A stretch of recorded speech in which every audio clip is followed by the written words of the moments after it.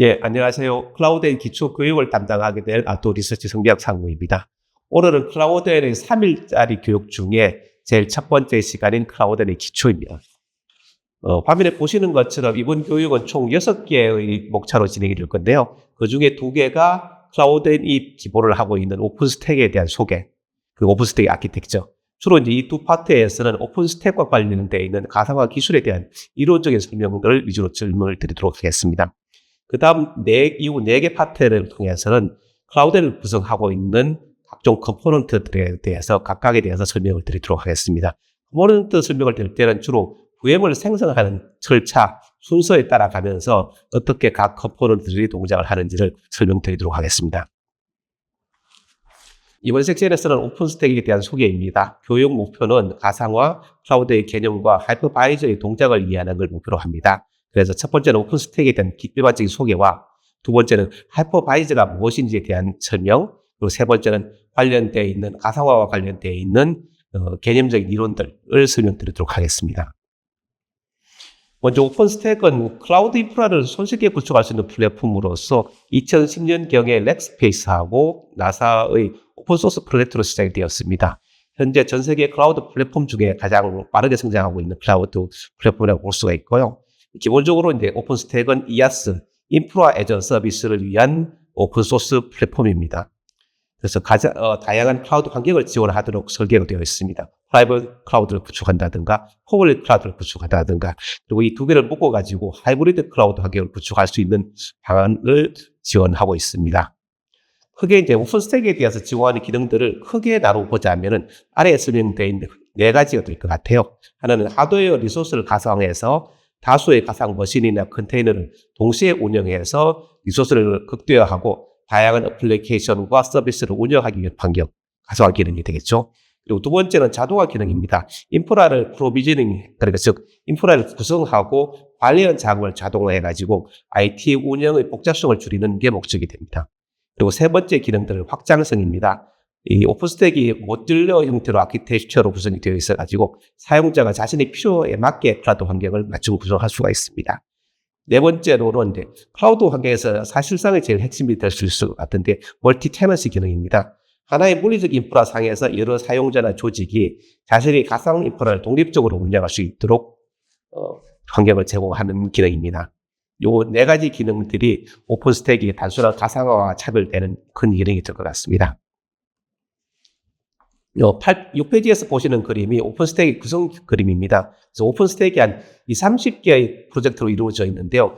그림상에서 다 나타내지는 못했지만 가운데 놓여 있는 주로 이제 파랗고 색깔로 표시되어 있는 부분들이 클라우드에서 들어있는 가장 핵심 컴포넌트들이 됩니다. 그래서 이번 시간에는 주로 이제 파란색과 빨간색 컴포넌트들에 대해서 설명을 진행하도록 하겠습니다. 설명 순서는 이 오픈스택을 통해 가지고 VM이 어떻게 생성되어 있는지, VM을 어떻게 만드는지의 프로를 쭉 따라가면서 각 컴포넌트끼리 어떻게 연관관계가 있는지, 어떤 역할을 하는지를 설명드리겠습니다. 오픈스택은 2010년에 시작했다고 말씀드렸는데요. 현재까지 2025년까지 상당히 많은 리리즈가 진행이 되었습니다. 이게 대형 커뮤니티로 이루어져 있고요. 각 커뮤니티가 워낙 활발하게 운영되다 보니까 보통 한 6개월에 한 번씩 새로운 버전이 출시되고 있고 대략 한 번 버전이 출시되면 18개월 동안 오픈소스 커뮤니티에 의해서 유지 보수가 진행이 됩니다. 그래서 워낙 각 버전들이 리리스가 빨리 진행되다 보니까 저희뿐만 아니라 레드햇이나 캐노니컬처럼 큰 대형 업체들도 모든 오픈소스 프로젝트를 다 팔로우하기보다는 이 중에 몇 개를 골라가지고 그것을 집중적으로 사업화하고 유지 보수를 진행하고 있습니다. 오픈소스 프로젝트의 대형 상용 버전 중에 하나인 캐노니컬을 예를 들자면은 표의 오른편에 보시는 것처럼 한 가지 버전, 예를 들면 퀸즈라고 합시다. 한 가지 버전이 리리즈되고 그거를 상용화를 기직을 해서 상용화를 시켰다면은 그 바로 다음 버전을 락키를 바로 다음 버전의 상용화 팔로우를 하는 것이 아니라 2단계, 3단계 더 뛰은 트레인 버전을 가지고 다음 상용화를 진행합니다. 그래서 모든 버전이 다 팔로우되어 가지고 상용화를 넘어가지는 않고요.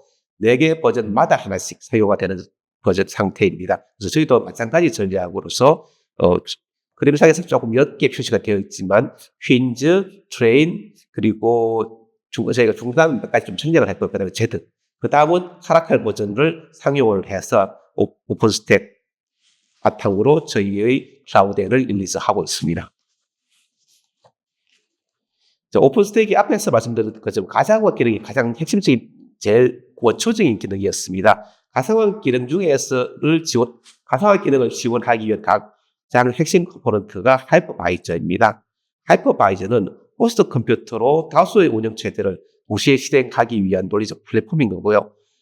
다른 문서들을 보시다 보면 버추얼 머신 모니터, 버추얼 머신 매니저라고 불리게 됩니다. VM이라는 약자로 표시하는 경우를 가끔 보실 수 있을 것 같아요. 그게 다 동일한 말로 이번 설명 시간에서는 하이퍼바이저라고 부르겠습니다.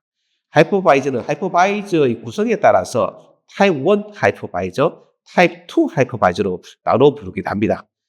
오른쪽 그림에서 보시는 것처럼 타입 1 하이퍼바이저는 베어메탈 하이퍼바이저라고 부르기도 하는데요. 왜 베어메탈이냐 하면은 하드웨어 위에 OS 없이 바로 하이퍼바이저가 올라가고 하이퍼바이저 상에서 가상 머신들이 구동되기 때문입니다.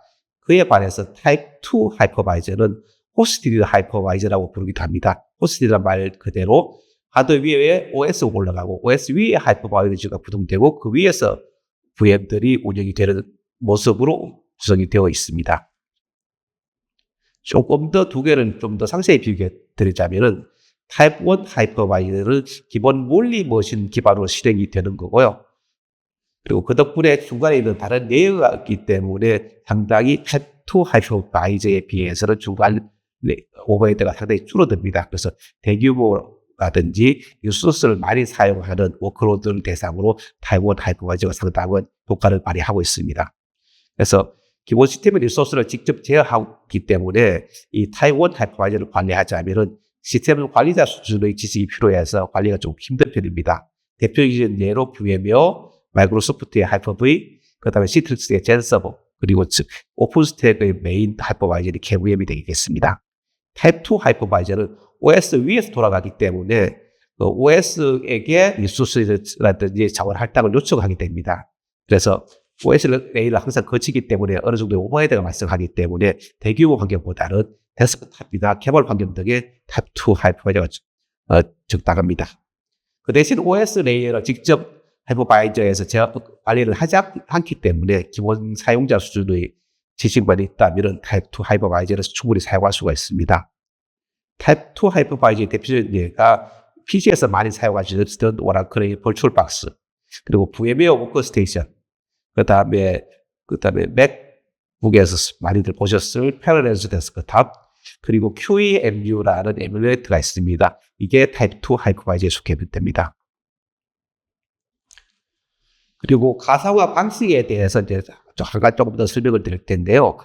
일단 지금 첫부터 말씀드리면 저희가 풀 버추얼라이제이션, 파라 버추얼라이제이션 두 개를 이론상을 분리하긴 하는데 요즘은 대부분 OS들이 파라 버추얼라이제이션을 충분히 서포트하기 때문에 현재는 큰 의미는 없습니다. 그런데 간혹 여러분들이 RFP라든지 자료를 보실 때 이런 용어들이 등장하기 때문에 간략히 설명을 드리겠습니다. 일단 타입 1 하이퍼바이저는 하이퍼바이저가 전 과상화, 그러니까 하이퍼바이저 위에서 돌아가는 OS가 내가 하이퍼바이저에서 돌아가는 건지 아니면 물리머신에서 돌아가는 건지에 대해서 전혀 알 필요 없게 충분히 간추기 때문에 풀 버추얼라이제이션을 부르거든요. 전 가상화를 지원하는 하이퍼바이저가 있을 수가 있고요. 그와 반대해서 하이퍼바이저 상에서 돌아가는 운영체제가 내가 하이퍼바이저 환경에서 돌아갔다는 걸 알고 그에 맞게 최적화한 기능들을 제공하는 경우를 파라 버추얼라이제이션을 하고 있습니다. 그래서 제가 설명드렸던 것에 통해 충분히 눈치를 채셨다시피 파라 버추얼라이제이션 같은 경우에는 운영체제가 하이퍼바이저를 도와갈 수 있고 가상화와 관련된 기능들을 가속을 할 수가 있기 때문에 좀 더 빠른 운영이 가능합니다. 이제 이렇게 되면 OS가 버추얼라이제이션을 할 수 있는 하이퍼바이저가 뭔지에 대해서 알아야 되기 때문에 OS의 수정이 필요합니다. 그런데 현재 나와 있는 대부분의 OS들은 가상화 기능들에 대해서 충분히 기능 관련된 기능들이 포함되어 있기 때문에 대부분 파라 버추얼라이제이션이라고 보시면 될 것 같습니다. 예, 11페이지에는 이제 QEMU에 대해서 먼저 좀 설명을 드려야 될 것 같아요. 앞장에서는 타입 1 하이퍼바이저, 타입 2 하이퍼바이저 하면서 타입 2의 예로서 QEMU를 설명을 드렸는데요. 오픈스택을 이제 아마 내일주 다음 시간에는 오픈스택을 가지고 설치하는 공부를 하실 텐데, 그때 오픈스택을 설치하고 나서 프로세스를 PS를 해서 쳐보면 QEMU라는 프로세스들이 제법 많이 있는 걸 알 수 있습니다. 그렇다면 오픈스택이 QEMU를 가지고 타입 2 하이퍼바이저 기능을 제공하느냐라는 의문이 생기실 것 같아가지고 QEMU에 대해서 조금 설명을 드리고자 합니다. 일단 QEMU 자체는 퀵 에뮬레이터의 약자로서 하나의 물리 환경에서 여러 아키텍처를 수행할 수 있는 오픈소스 도구이고요. 에뮬레이션의 방식이 타입 2 하이퍼바이저입니다.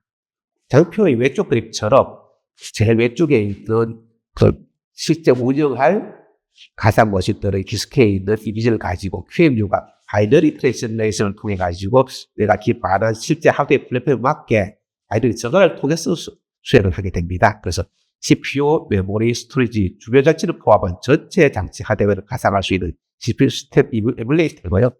다이내믹 바이너리 트랜슬레이션 방식으로 동작하기 때문에 호스트하고 에뮬레이션 아키텍처가 서로 다르더라도 동작을 합니다. 예를 들어서 x86 서버에서 ARM용 아드로이드를 QEMU를 통해 가지고 에뮬레이션을 할 수가 있습니다.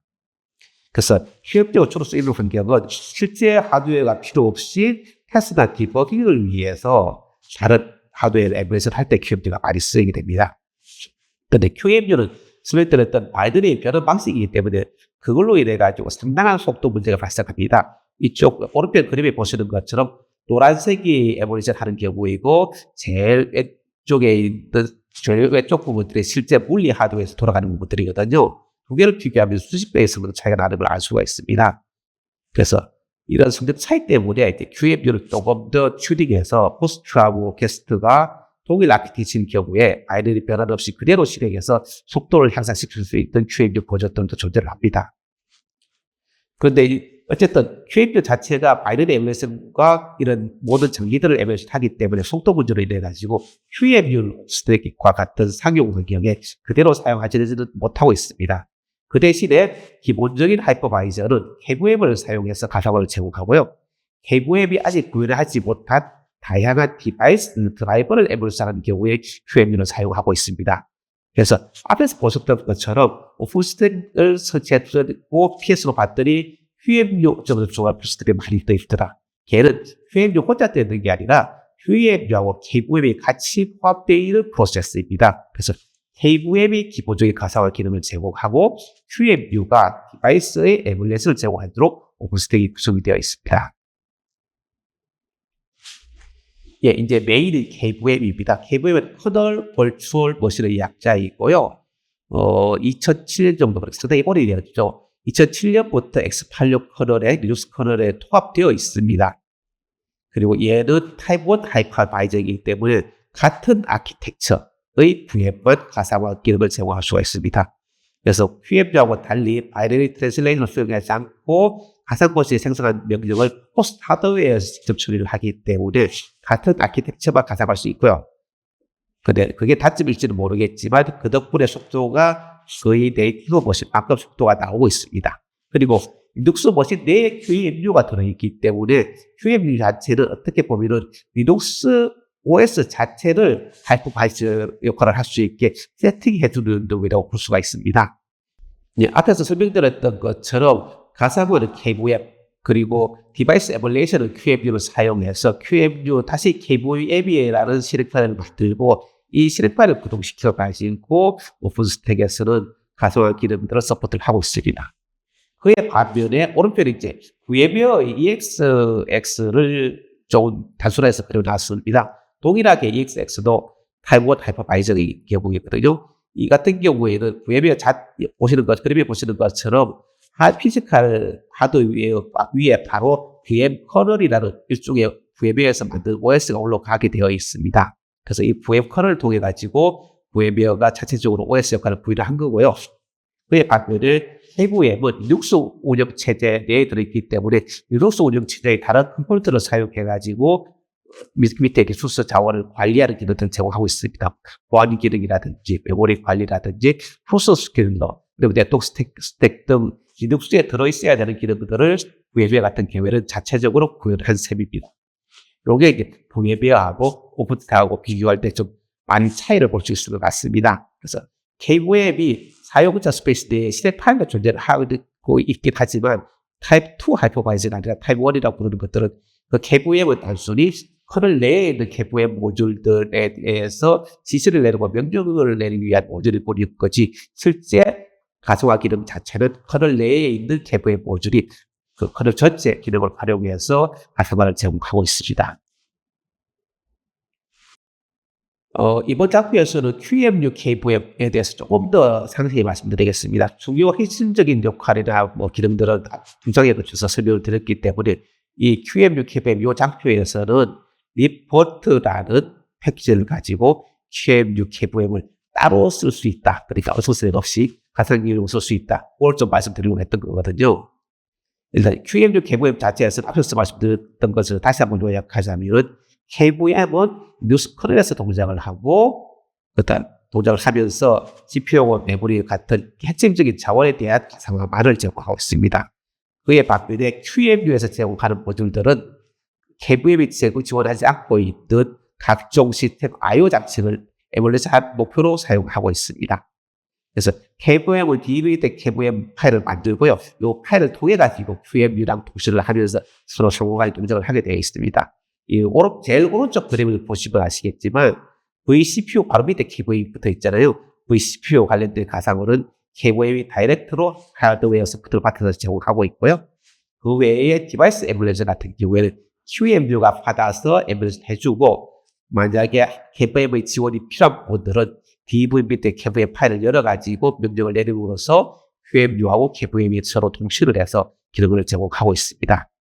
요 QEMU KVM 자체가 오픈스택에서 제공하는 것이 아니라 오픈스택과는 별개의 프로젝트였기 때문에 우리 룩스로 설치하고 리포트라는 패키지를 깔면은 리포트 매니저를 통해 가지고 이러한 가상화 기능만을 단독으로 사용할 수가 있습니다. 그러니까 앞에 제가 오픈스택의 기능을 크게 4가지로 설명드렸잖아요. 그 중에 제일 첫 번째 가상화 기능이었는데 만약 가상화 기능만 필요하다면은 나머지 오케스트레이션이라든지 멀티테너시 같은 기능이 필요 없다면은 리포트만 깔아가지고도 가상 버시를 단순히 하나를 띄워가지고 그걸 사용할 수가 있습니다.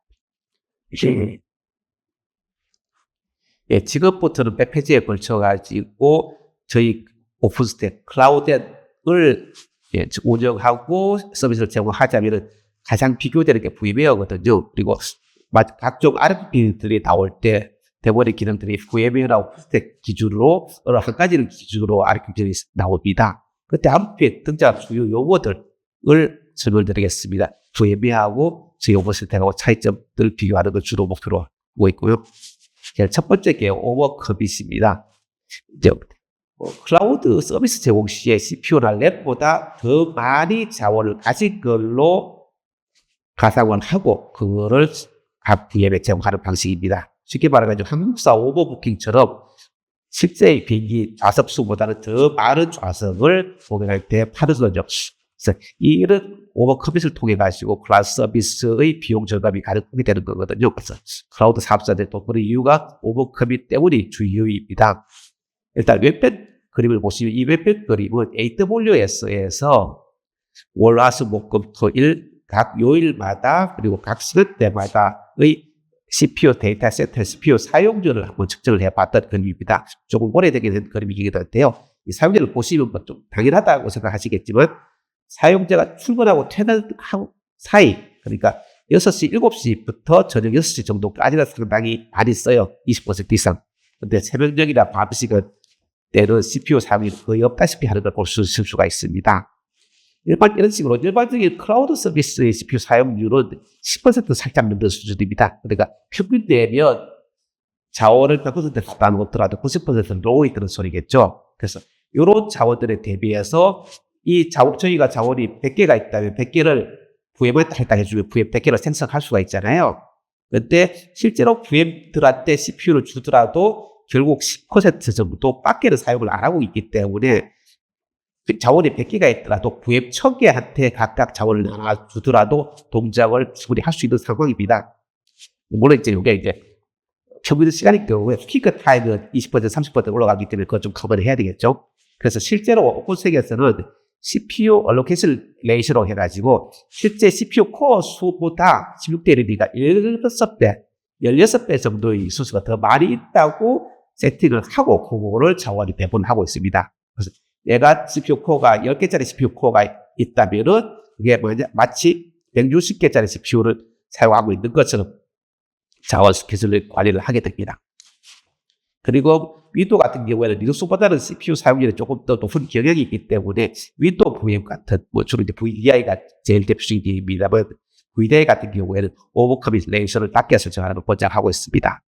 실제 이제 오픈스택 기본이 10대 1이기는 한데 저희가 고객사에 저희 시스템을 설치하고 한 이후에 세팅하는 것들은 고객사의 환경을 보고 주로 웹서버 같은 환경 같은 경우에는 오버커밋 레이션이 높여나갈 수도 있고요. 웹서버가 아니라 와스 이거는 내부 시스템, 특히 DB 같은 경우에는 CPU 사용률이 높을 수가 있기 때문에 오버커밋 레이션을 상당히 낮춰서 설정을 합니다. 예, 오른편 그림의 메모리 오버커밋에 대해서 설명드리겠습니다. 오버커밋이 CPU 오버커밋뿐만 아니라 메모리도 오버커밋이 가능합니다.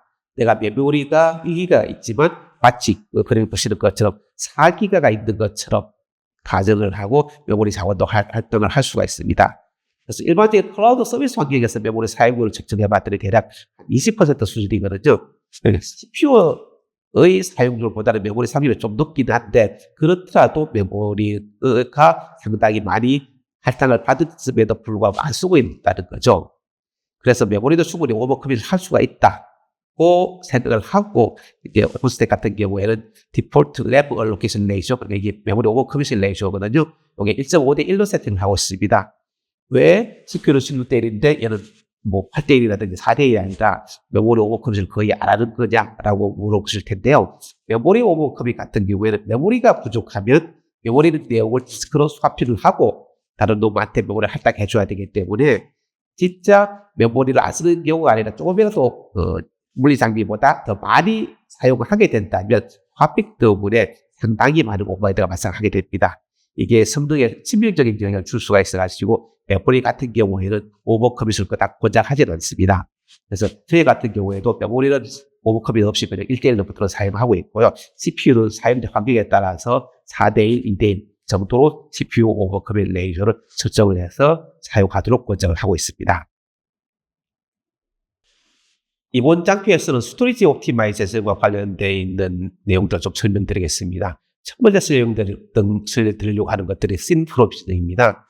씬 프로비저닝은 앞에서 설명드렸던 CPU나 메모리 오버커밋하고 상당히 유사한 개념입니다. 예를 들면 VM을 위해서 500기가짜리 디스크 볼륨을 생성하고 걔를 사용하는 경우에 실제로 스토리지 공간에는 500기가를 할당하는 것이 아니라 실제 VM에서 사용되어 있는 공간, 예를 들면 OS만 깔아놨다면 몇십 기가 안 사용하겠죠. 그 공간만큼만 스토리지를 할당하는 방식입니다. 그래서 씬 프로비저닝은 자원 활용물에서는 상당히 유리하지만 가상으로 할당된 공간인 500기가짜리하고 실제 사용하고 있는 공간인 50기가, 이게 차이가 상당히 심하기 때문에 스토리지 공간을 관리하는 관리자 입장에서는 좀 어려움이 있습니다. 500기가 볼륨을 할당해 줬기 때문에 OS 내에 있는 VM은 얼마든지 500개까지 깔이지 어느 순간에도 사용할 수가 있거든요. 이것 때문에 지금 현재 공간보다 어느 정도 당겨줘야 될지 이 부분들이 좀 예측이 힘든 면이 있습니다.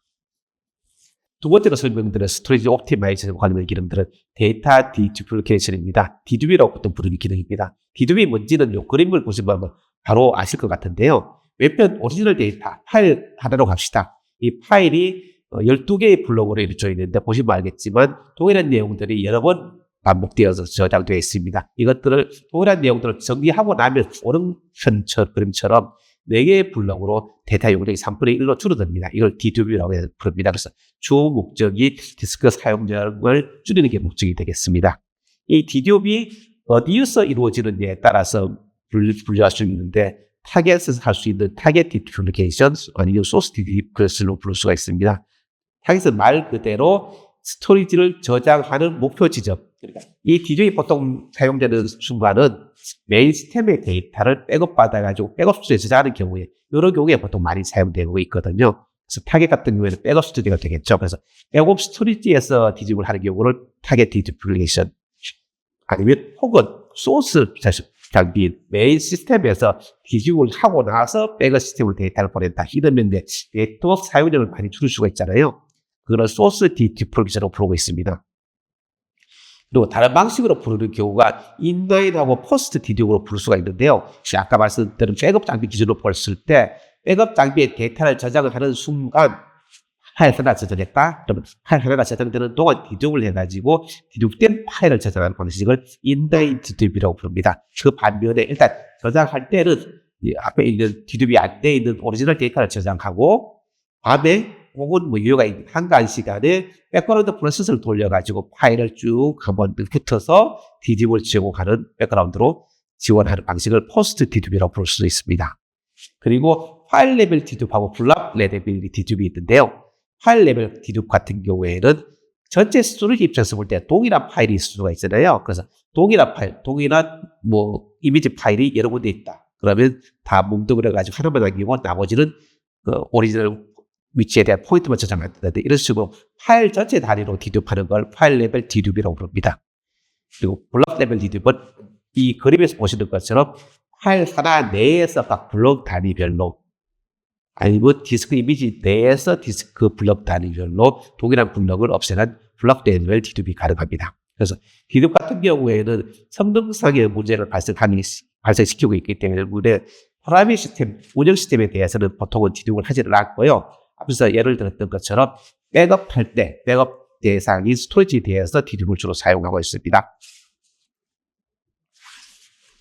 예, 그 다음 좀 알아두셨으면 하는 개념들이 어피니티, 노바 혹은 프로세스 어피니티라고 부르는 개념이 있습니다. 이것도 이제 RFP에 종종 등장하는 용어이기 때문에 개념에 대해서 좀 설명드리도록 하겠습니다.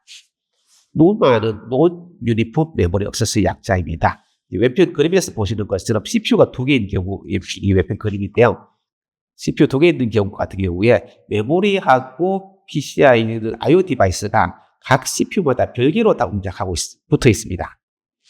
그래서 이 그림처럼 제일 왼편에 있는 PCI 카드, 이게 네트워크 카드로 했을 때 이 네트워크 카드를 통해서 데이터를 보내려면 연번 CPU 같은 경우에는 바로 자기한테 붙어 있으니까 상당히 빨리 접근을 가능한 반면에 1번 CPU 같은 경우에는 연번 CPU한테 명령을 부탁을 하고 연병 CPU가 대신해서 네트워크 카드에 접근해서 데이터를 보내야 됩니다. 메모리 모듈도 동일합니다. 연번 CPU에 붙어 있는 메모리하고 1번 CPU에 붙어 있는 메모리하고 상대편 CPU가 없어서 하는 경우에는 성능 차이가 발생되겠죠.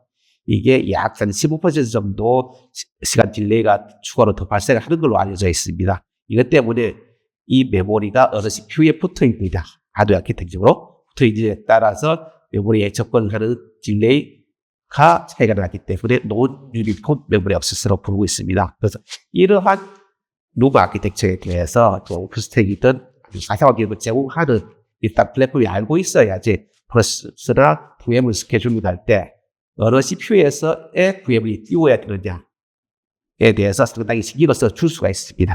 오픈스택에서도 룸 아키텍처에 대해서 기술할 수 있는 부분들이 오픈스택 구성판 내에 존재하고 있습니다.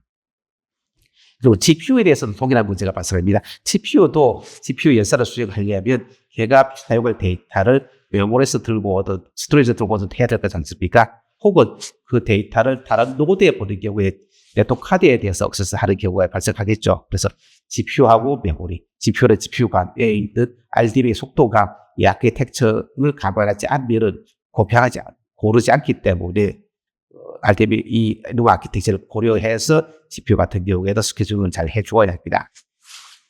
그리고 이제 오른편에 있는 프로세서 어피니티, 이게 CPU 피딩이나 캐시 어피니티라고 부르는 경우도 있고요. 다 결국은 동일한 개념입니다. 그래서 누마 같은 경우에는 IO나 메모리 액세스 딜레이 자체가 틀린 경우이고요. 프로세서 어피니티 같은 경우에는 한번 수행한 CPU 내에 그 프로세서가 사용하던 각종 데이터들이 캐시에 캐시가 되고 있습니다. 그래서 그 프로세서나 스레드가 다음번에 스케줄링이 될 때 이전에 돌아왔던 그 CPU에서 재실행하는 게 유리하겠죠. 왜냐하면 자기가 사용하는 데이터가 이미 그 CPU에 기술이 되어 있기 때문에 그래서 프로세서 스레드가 특정 CPU에서만 동작할 수 있게 각 프로세서를 피링한다는 의미에서 CPU 피링이라고 부르기도 합니다. 그래서 오픈스택에서는 VM의 플레이버로 CPU나 메모리 영역들을 지정해가지고 얘가 어디서만 동작하라 이런 게 가능을 하거든요. 이게 다 성능 향상을 제공하기 위해서 오픈스택에서 제공하는 기능입니다.